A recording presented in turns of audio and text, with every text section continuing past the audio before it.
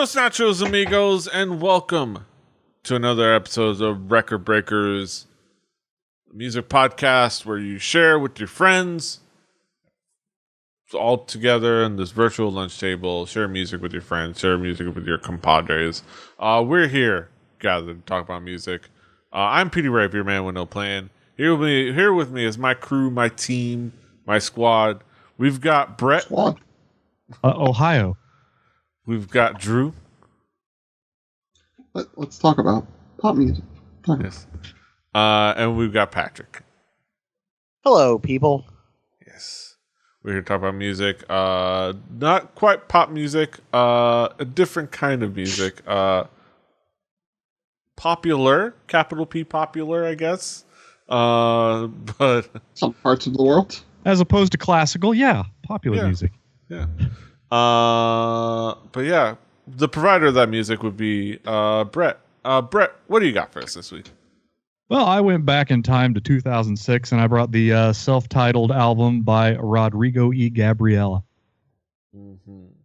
A hot banger. A hot banger. It's definitely an interesting album to say the least. Drew, what were your expectations coming into this album?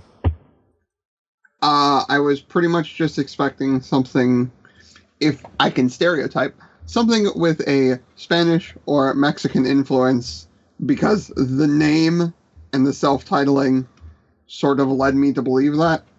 And then I looked at the track listing. I was slightly confused partway down, and I got a little excited to see what the hell was about to happen. Mm-hmm.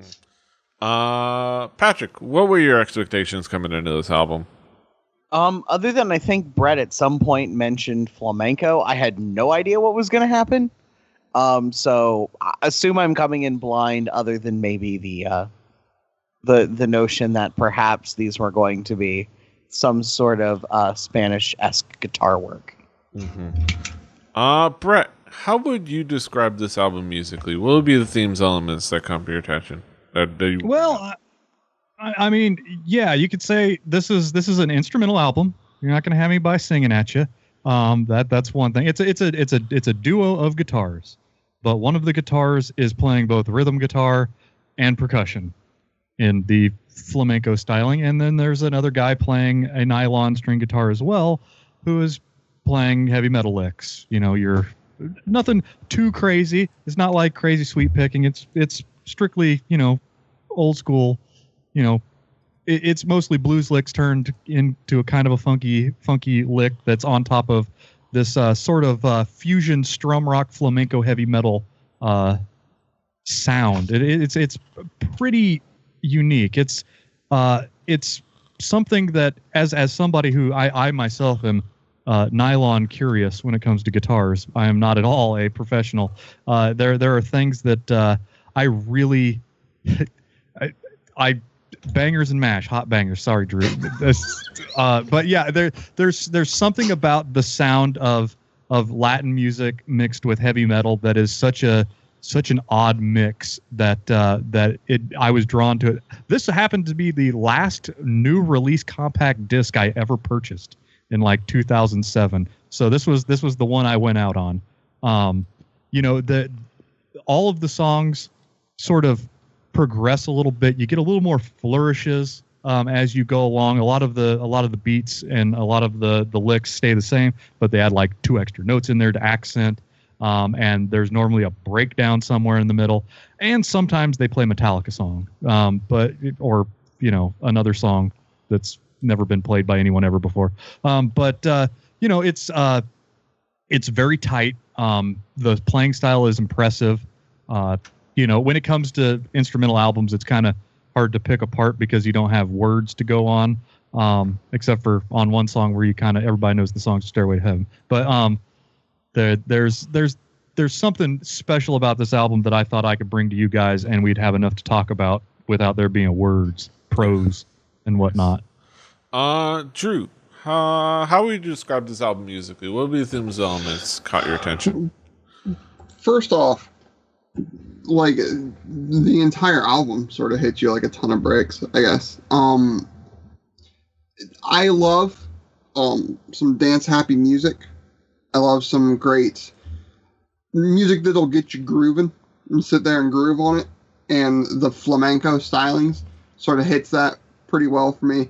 This album is, like Brett said, there is a lot of metal influence on the licks, on the lead guitar to that rhythm guitar that has some really solid technical stuff, but it never loses the groove. But there is an insane amount of really technical skill behind that guitar playing, both on the lead and the rhythm. The rhythm, you are playing rhythm and also percussing on the guitar, and you can hear that percussion. That's not exactly an easy thing to do. And keep your timing. And this entire album was super solid for both of those. It's an album that both guitar players have to be, there's only two of them, and they have to be on their shit because they have nothing else to fall back on, and all of it sounds really, really great. To me, this album was just insane as far as the skill goes. And it was fun. There's a lot of times where it's oh yeah, no, these are technically great players. There are some jazz albums that are like that it's more yeah, no, I like listening to this because I can appreciate the musicianship there, and that's insane. This works on both the, I just want to groove out in my car and have my head bounce around, but also sitting down with a good set of speakers or a good set of headphones and just actually picking this apart was actually really, really a joy, I think. You don't have to wear puffy sleeves or a frilly dress to enjoy it too. You can just dance wearing a t-shirt and jeans like a heavy metal kid. Yep. But Star Wars apparently. But also I wanted to slide this in on the end note. This album also made me realize sometimes maybe scoffing at people who use certain brands of instruments is really dumb. What, you mean a company that also makes motorcycles and outboard motors? And occasionally engines for Ford performance cars. Right. When I see somebody break out a Yamaha guitar, usually I just go, a Yamaha? Really? Why don't you go something that's known as a guitar? But yeah, no. Sometimes I learn things, and sometimes I learn that, hey, Yamaha acoustic electric sound really good, apparently. And the tone of this record was just awesome. Patrick, how would you describe this album musically? This is a really good example of where technical mastery meets the ability to actually create enjoyable songs. So, specifically, with crazy technical guitar players, things that come to mind are Steve Vai or Joe Satriani. Two guys who are great guitar players who aren't the best songwriters. And I don't think I'm being a dick saying that. They're great, but they couldn't write a pop song. That's just not what they do. The songs are a lot more enjoyable and well put together. I am someone who enjoys percussive guitar work, and I like the idea of flamenco, but this is probably the closest to traditional flamenco guitar that I have ventured into so far. And it's not very close to traditional flamenco. I said the closest. Yeah. It is not. They fucking played Stairway to Heaven and fucking Metallica cover, but it is very much influenced by the idea of flamenco guitar, but modernized in the way a band we talked about a long time ago, 3, took the sort of percussive, flamenco guitar idea and put it into a prog band. This is a bunch of metalhead kids who knew how to play flamenco guitar, making a little group with the two of them and making some good music. On the sort of critiques, it's very sparse instrumentation because it is on almost every song just literally 2 guitars, and that's okay. But I just sort of want a little percussion and maybe something that fills the bass registers a little bit, but I don't think that really takes away from it. It's this is a really good example of an album. I think that was probably not a lot of money was spent recording it, although it sounds great. not, this was, two people who went in, did a lot of stuff in just a few takes, and came out with something really, really simple, but also like really pretty in spite of its simplicity. Also, I think it was recorded in Ireland. Yes, they. Yeah, I like this connection of Ireland via Mexico City. Like, yes, we grew up in Mexico. We got bored of their music, so we went to Europe, and somehow we fucking ended up in Ireland, which is a lovely country that I wish I could live in. Yeah, but unfortunately, the documents that would allow me to get dual citizenship there burned down in a church some years ago. Or so I've been told. But yeah, apparently it was it's certified platinum in Ireland. Certified dank in Ireland. Yeah. It's like Wiz Khalifa's Clicker. Yeah. Yes. It debuted #1 on the Irish albums chart. It was crazy. It's super cool. I'm as you can see on the Wikipedia, as I'm looking at right there. Yeah. Let's talk about some of the key tracks. This is a crazy album. A lot of cool stuff happening. Let's zero in on some tracks. Brett, what would be some of the key tracks to zero in on? Well, this is an album where every track is a hot banger. And really in my listen throughs, I tend to, if I'm going to skip a song, I'm going to skip Stairway to Heaven because I've heard that probably more than just about anything I've ever heard in my life. But this album starts off really strong. It opens up with the track Tamakoon, and it sets the table for everything that you're going to get. There's no like trick that they do in the later half of the album that they don't do from the get-go. They sort of put things together in a pretty great formula. And when they open it up, like if I hand this album to somebody and they put on the first track, if they don't like what they hear the first track, then they're probably not going to like anything else. But more often than not, it hooks them in the first track. If that doesn't get you, the second track will. Diablo Rojo, which Spanish specialist here, Drew Snyder, will translate. That means the red game where you click a lot. But it's a fairly simple song that sort of rolls on, and as it keeps going and they come back to the same licks, the same patterns, they start adding more complexion. They like with a lot of their songs, like there's a breakdown in the middle where everybody starts doing. They both start doing the trills and the not the boodle deedle doos, but the boodle deedle doos like Squiggles can do with his fingers. And the other guys, yeah, turns into chugga chugga hardcore. That's right. They don't have room for a bass solo, although there are videos where a certain bassist for a certain band that they cover plays along with them. So if you haven't, please go watch a YouTube video of how the physicality of these guys playing is pretty amazing. And also you find out that this album, when they released it, they were our age. So they weren't fresh young pups. Like these guys are in their 40s. But yeah, the first two tracks are pretty hot, and like later on the album when you start getting into covers, I have to cover one. Orion is probably the most fantastic take on a Metallica instrumental that you can ask for. It does everything that Metallica does, and it does it with a little bit more style. And it does it, and they're playing a song that sort of has a weird. It's a very hard-edged song, like a lot of hard stops and a lot of staccato playing in the original, and it makes really, really good use of the two guitars going back and forth, playing their different roles. It's pretty awesome.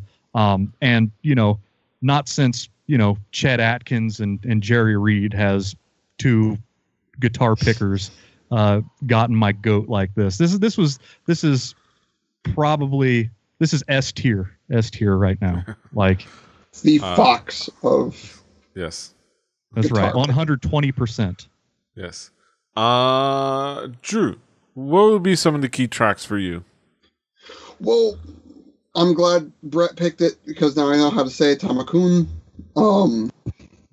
to start out with like that, like staccato picking with that movement in the beginning of the song, it got in my head like instantly. Like that song made me realize, okay, Brett said he was pitching a softball.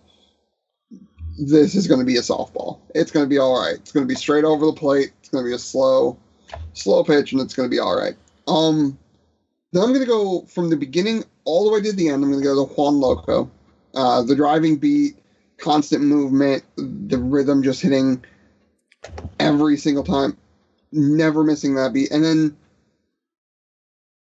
it is a fist-pumping anthem without words to sing along to, which I didn't think was even humanly possible.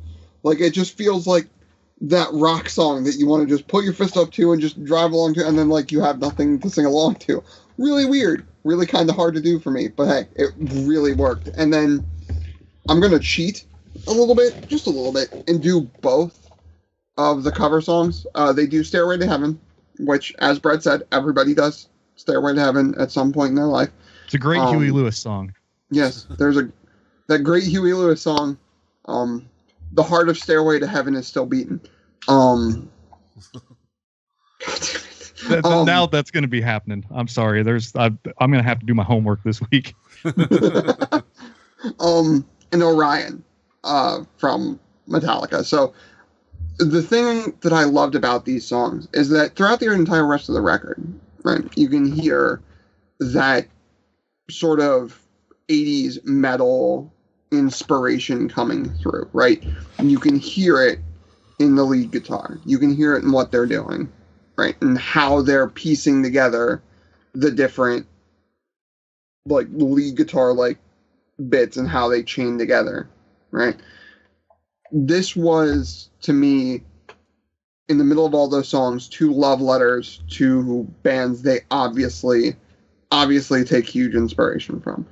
And it caught my eye in a way that was really weird.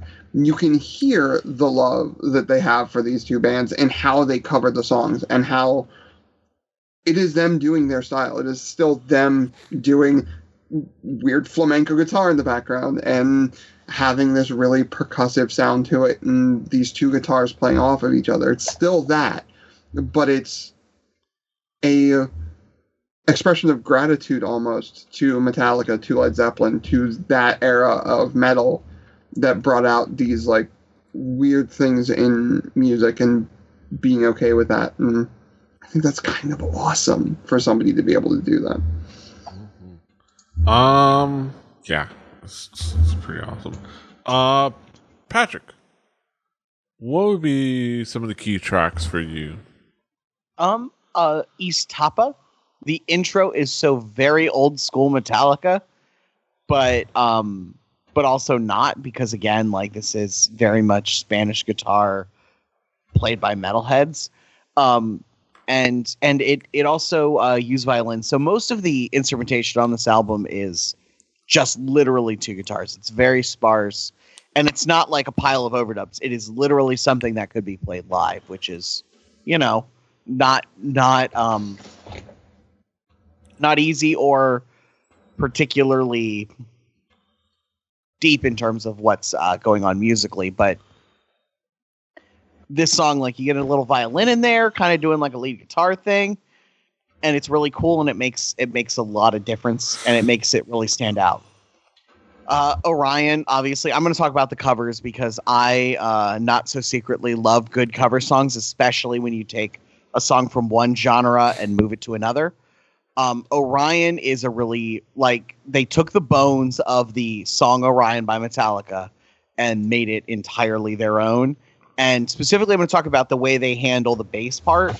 I am not so secretly a big Cliff Burton fan. I think Cliff Burton is one of the best bassists ever, period, regardless of genre. He was so creative in a genre that's mostly full of guys who just play root notes. And the bass part from Orion is super iconic. And if you were a metalhead bass player, at some point you learned that part. I did at one point, and I'm a terrible bass player. But it's this really dead simple, beautiful thing that that they handled so perfectly. I couldn't help but love the way they covered Orion specifically for that. But as a whole, like it is the bones of Orion, but everything else about it's like a new thing. And then Stairway to Heaven, a song I unironically love with all of my heart. I have so many good memories attached to this song growing up. Led Zeppelin was one of my favorite things when I really got into rock music in like middle school and early high school, like before I went like deep down the punk and metal things. And I still love Led Zeppelin. I will worship John Bonham forever. And but the way I thought of this, like, it is the way they handled Stairway to Heaven. They didn't cover Stairway to Heaven as much as they reimagined it. Like, I feel like Jimmy Page would appreciate it. Like if you said, "Hey Jimmy, here's these folks playing a song you wrote, some years ago," I feel like he would appreciate that they took the idea and made it their own. It builds and swells very much the way the original does, but like in its own way, and it's it just feels so perfectly assembled, and it's really like if you're gonna list like the best covers that change the genre of the original song, I think this is on it. It's so good, and I don't want to take away from the tracks they wrote, because they're really enjoyable and exceptionally well made. But the way they reimagine songs that I've been listening to for more than half my life really, really got to me, like in a like emotional way. Like I've been listening to Stairway to Heaven since, I was 12 or 13 years old, and I loved it then and I love it now. And like the fact that they did something with it I had not heard before and made it that pretty is, I think, worthy of praise. Mm-hmm. Yeah. Let us add on that they do all of this completely clean. Yeah, it's literally 2 nylon string acoustic guitars in a manner which they could play that shit live. This ain't no Dragon Force bullshit. Yeah. Like, this is perfect. It is like the technicality of this record, like the technical execution alone is worthy of praise. But the fact that they made something so technically flawless that's also really fun to listen to is, I think, what makes this really special. Yeah, so you're gonna get it's hard to pick a track. It's hard to pick certain tracks because it's not a track in here that you would call a bad song, and so it's you could go on and on and on and on about all these songs. Yeah, because overall it's just a fantastic journey and a fantastic record of like crazy, ridiculous guitar technique. Let's bring it back around the horn to talk about some conclusive thoughts. Drew, what would be your conclusive thoughts on this album?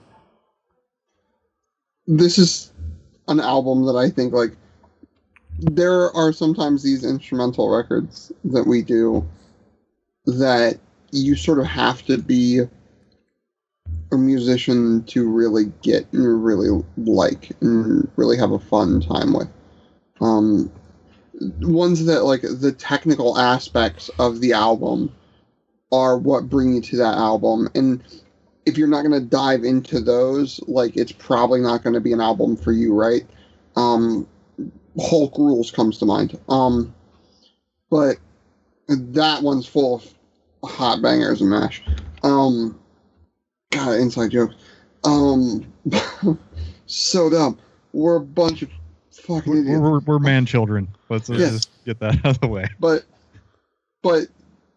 point being is that I don't think that if you're a musician and you dive into this to break apart the record, you will still have a good time. If you're not a musician and you come to it for just some fun music to put on in the background while you're doing some other stuff that might make you maybe sway your hips while you're vacuuming, not saying that happened at any point, and I'm going to leave you guys with that image. Yes. So it's something that's just, it can hit for a lot of people in a lot of places. If you like both, if your Venn diagram of music you like hits both a Mexican influenced sphere and a metal influence sphere at any points. I think this is... If Hans Zimmer wants to tap them for movies, I think they're doing all right. Yes. What I'm trying to say here. Yeah. Patrick, what would be your conclusion on this album? This is a really great example of why I do the podcast. Why it's so fun to me is I would never have probably heard this had Brett not brought it to me, and I really enjoyed listening to it. It's this is a really good example of why expanding your musical horizons is beneficial. It's really good. It's enjoyable. I as I said, am a sucker for good covers, and it has two of the best covers of period that I've heard in a long time. But also, it's really, really good. Now, that all said, if I'm going to give a critique, throw a little percussion and some sort of a bass filling instrument in this, and I think it would be really incredible. But I understand why it's a duo and they want to do it that way. I just like bass and drums because... Would a cajon work? Cajon would work. Cajon would fill in the gap. Maybe a bass, though, like an upright, though. I feel like an electric bass would be wrong. Upright bass. I just would like to see somebody play the percussion on the guitar and strum the rhythm and kick the side of a box that they're sitting on at the same time, because that let's make it the whole one-man band. You hit the thing. box. You hit the box. I mean, yes, you can get cajons with kick pedals, but you hit the box. Also, you just use your not heel. so secretly, I just want to have a friend who plays acoustic guitar at bars so I can play cajon with him once in a while. Be like Wonderwall, everybody. I unironically also love Wonderwall, by the way. Everyone's shocked. That I'm a horrible person or that I like a terrible song. Yeah, that's fine. If you're into strum rock, you would be into this album too. This given album the covers choice, that bass too. Champagne Supernova is better than Wonderwall every time. It's like that SNL skit where it's the Parliament and it's Will Ferrell saying that Oasis is the best band since the Beatles. No. Over and over. But one piece of shit and less stinky than the other piece of shit. Brett, what would be your conclusion on this album? this is pretty easy to sum up. This is an album that I take to people of any age or walk of life, and most people can find something to enjoy. My grandmother, a woman from the hollers in Kentucky who grew up on bluegrass, would enjoy this. The guys that are smoking dope behind the dumpster behind the alley cat in Broad Ripple, they'd enjoy this. Like a math student in his early 20s in Texas, probably going to enjoy this when he listens to it. So this isn't quite the every album, but it is probably the most complete and solidly produced and executed album that I've brought that was not a jazz album. This is the quality is top tier. As Petey said, it's certified dank. Yes. All killer, no filler. This is the Wiz Khalifa's Weed Farm. Is that an album we're going to do, All Killer No Filler, Petey? Please, please, Oh my God. 17-year-old me wants to do that record. It's been a while. I could stand it again. It's been like 10 years. Yes. We'll cover that on post show the show. So, Sum 41 was never as annoying as some of the other bands around them at the time. I don't think. I don't know how it holds up. Was pretty all right for the bands in their genre. Yeah. For all that matters. Yeah. We have our thoughts on Rodrigo y Gabriela. Now we take over. Now we head on over to our haiku reviews, the main event of the evening. What we've all been waiting for. Where we sum it all up in poetic form. Our haiku reviews. Drew, what is your haiku? Went in expecting something to appreciate, not something to love. Patrick, what is your haiku? Spanish guitars bring a different kind of shredding and perfect covers. I got my haiku. Intricate guitar with the right amount of flair and flawless technique. Now do it as with your best rich Corinthian leather Jaime Sezzy voice in Spanish. Nah, I can't pull that off. It would be an affront to the Spanish Sezzy voice. Yes, to Jaime. Brett, what is your haiku? I decided to do this in Korean. No. Mexican duo. A top tier strumming and picking. A real humdinger. Yeah. Yeah. So those are our thoughts on Rodrigo y Gabriela. You can, of course, find this on our Spotify playlist. Play Record Breakers, a home game. Follow along with us at home. Do your homework. On that Spotify playlist will be next week's record and will be provided by Drew. Drew, what do you got for us next week? It will be. Pretty much just wanted to listen to some rap this week, and I figured we haven't talked about this Atlanta group much, and I believe they deserve some light shined on them from us, in my opinion. Even though I hate most of Atlanta, but Outkast is all right. So I'm going to bring the hits with Stankonia. Mm-hmm. Stankonia. Have you been to Atlanta? It's all right. I have things to say about Ludacris. So It ruined my childhood. Yeah. Look. Yeah. That city's all right. Just because you don't like Ted Turner doesn't mean you can't like Atlanta. Captain Planet was really important. So yes. But yeah, that'll be next week, and this is this week. You can, of course, find us all over the internet. Patrick is at The Swagger. Brett is at HBDBBBITYBIPBARD. Drew is at XJuciferX. I'm at PD Rave. The show is at 4 Record Breakers. That's the number 4 Record Breakers. RecordBreakersPodcast.com. RecordBreakersPodcast@gmail.com. Rebelli TV on YouTube and on other places on Twitch as well. I don't remember the last time I streamed on there, but I'll mention it anyways.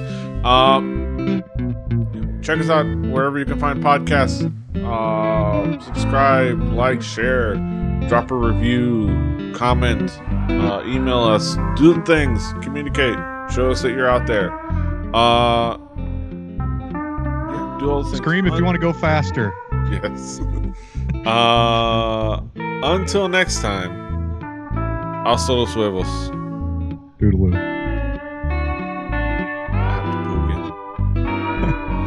Pugin? It's like Salty Bet.